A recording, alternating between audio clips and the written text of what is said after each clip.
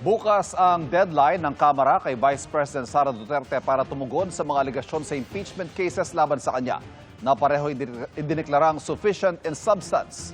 Pero ayon mismo sa bise, hintay na lang kung magsusumiti sila o hindi. Nakatutok si Mav Gonzalez. Sa gitna ng mga impeachment complaint laban sa kanya, dumalo si Vice President Sara Duterte sa isang exhibit sa Davao City kahapon bilang bahagi ng 90th anniversary ng Office of the Vice President. Tampok dito ang kasaysayan ng OVP. Sa kanyang talumpati, nagbiro ang bise. This exhibit and the book, first in line, are the permanent records of 14 leaders who held the Republic together. They were not 14 lang kasi yung hindi pa tapos yung pinaka-15. Hindi natin alam kung ma-impeach siya o hindi. Hindi pa tapos ang kwento niya. Kasama sa event si dating Pangulo at ngayoy Pampanga 2nd District Representative Gloria Macapagal Arroyo na naging vice-presidente mula 1998 hanggang 2001. Sa kanyang talumpati, sinabi ni Arroyo, 4 na beses din siyang dumaan sa impeachment proceedings, kaya meron na siyang insight sa naturang proseso. Hindi raw ito dapat maging personal o political theater sa demokratikong bansa. At mahalaga na ang nangunguna sa proceedings ay mahinahon, patas at tapat sa batas. Speaker Boyd has said that the hearings on the impeachment complaints will be tackled fairly.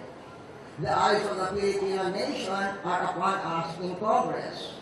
I urge my fellow congressmen to do so in the spirit described by Speaker Boyd. Bukas ang deadline ng kampo ng bise para tumugon sa mga alegasyon sa impeachment cases laban sa kanya. Hapit namang Monday, no? Mawato na to kung mag-file ko, dili. Antay na lang. Oo. Antay na lang sila na mga tiga-House of Representatives. Ayon kay House Justice Committee member Terry Ridon, hihintayin nila ang sagot ng bise hanggang matapos ang office hours bukas. Kung sumagot ito, pasasagutin ng komite ang mga endorser at complainant, saka magsusumite ng rejoinder ang kampo ng bise. In the event po that she does not respond by Monday, the process will be shortened, abbreviated. So, ibig sabihin, I think as early as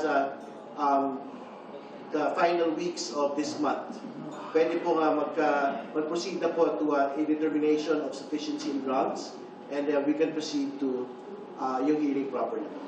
Target ng komite na simulan ang pagdinig sa April 8. Maaaring ipasampi na rin aniya ng komite ang income tax returns, bank returns at business records ng bise at asawa niyang si Atty. Mans Carpio dahil sa aniyay 50 million pesos na gap o kaibahan ng sweldo ng bise sa gobyerno at kanyang idineklarang net worth.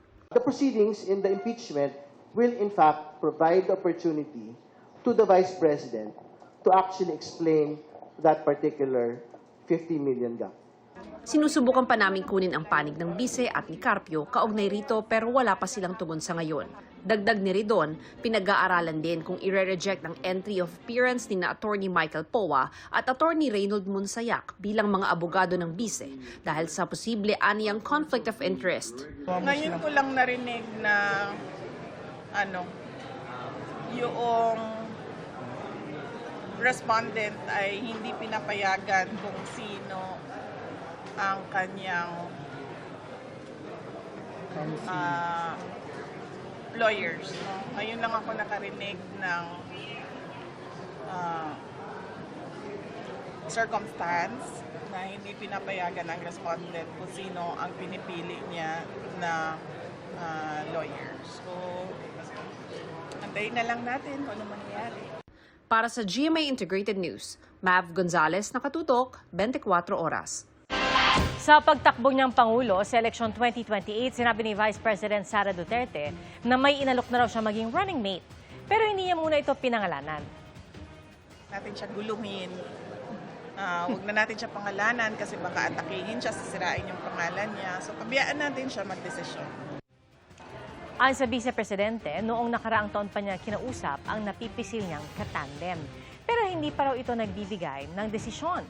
Sinabi rin ni Duterte na may 4 nang lumapit sa kanya para mapasama sa kanyang senatorial slate sa 2028.